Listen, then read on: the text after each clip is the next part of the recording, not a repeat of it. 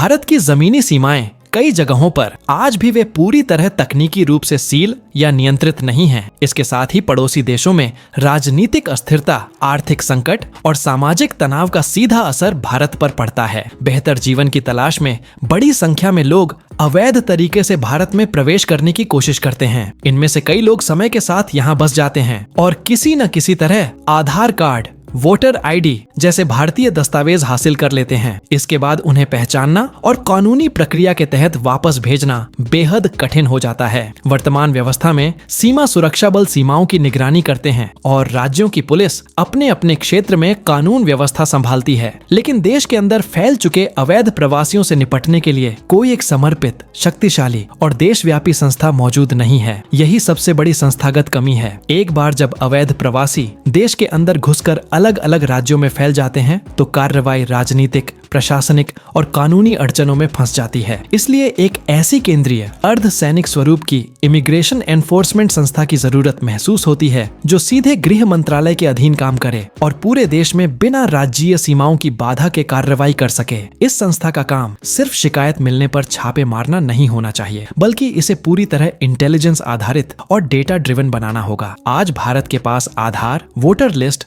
Passport और civil registration जैसे विशाल database मौजूद हैं। अगर इन सभी को आधुनिक डेटा एनालिटिक्स और आर्टिफिशियल इंटेलिजेंस से जोड़ा जाए तो संदिग्ध पैटर्न, किसी क्षेत्र में अचानक जनसंख्या का असामान्य बदलाव या एक जैसे बायोमेट्रिक डेटा वाले समूहों की पहचान पहले ही की जा सकती है। एक बड़ी समस्या कानूनी प्रक्रिया की अत्यधिक धीमी गति भी है। कई मामलों में सालों तक केस चलते रहते हैं और तब तक वह व्यक्ति या तो समाज में घुल मिल जाता है या कहीं और चला जाता है। इसके समाधान के लिए विशेष इमिग्रेशन ट्रिब्यूनल या फास्ट ट्रैक अदालतों की जरूरत होगी, जहां अवैध प्रवेश, फर्जी दस्तावेज और अवैध निवास जैसे मामलों का तय समय सीमा में निपटारा हो सके। मानवाधिकारों का सम्मान बना रहे, लेकिन बेवजह की देरी और तकनीकी बहानों से सिस्टम पंगु न हो, यह भी उतना ही जरूरी है। इस प्रस्तावित संस्था के अपने विशेष रूप से प्रशिक्षित जवान और अधिकारी होने चाहिए। उनकी ट्रेनिंग सिर्फ पुलिस या अर्धसैनिक बलों जैसी नहीं, बल्कि इमिग्रेशन कानून, अंतर्राष्ट्रीय नियमों, पड़ोसी देशों की भाषाओं और सांस्कृतिक समझ तक फैली होनी चाहिए। इससे कार्रवाई अधिक प्रोफेशनल, सटीक और मानवीय होगी और भारत पर मानवाधिकार उल्लंघन के आरोप लगाने की गुंजाइश भी कम होगी। डिपोर्टेशन अपने आप में एक बेहद संवेदनशील और जटिल प्रक्रिया है। केवल आदेश जारी कर देना काफी नहीं होता। इसके लिए पड़ोसी देशों के साथ मजबूत राजनयिक समझौते, स्पष्ट प्रक्रियाएं और सुरक्षित ट्रांजिट सिस्टम चाहिए। इस नई संस्था को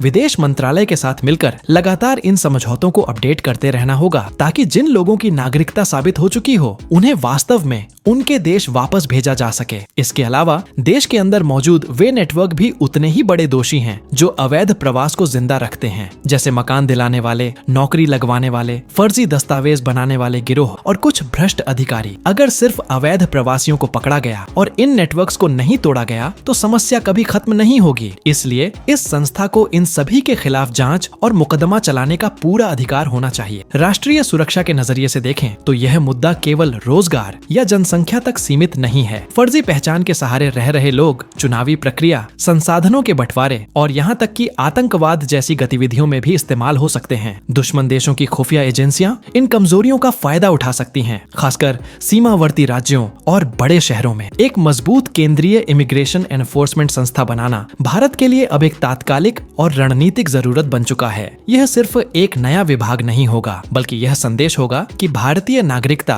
कोई साधारण कागजी प्रक्रिया नहीं, बल्कि एक संप्रभु और संरक्षित विशेषाधिकार है। अगर भारत आने वाले दशकों में अपनी आंतरिक स्थिरता, लोकतांत्रिक प्रक्रिया और राष्ट्रीय सुरक्षा को सच में सुरक्षित रखना चाहता है तो इस दिशा में ठोस और साहसी कदम अब टाले नहीं जा सकते।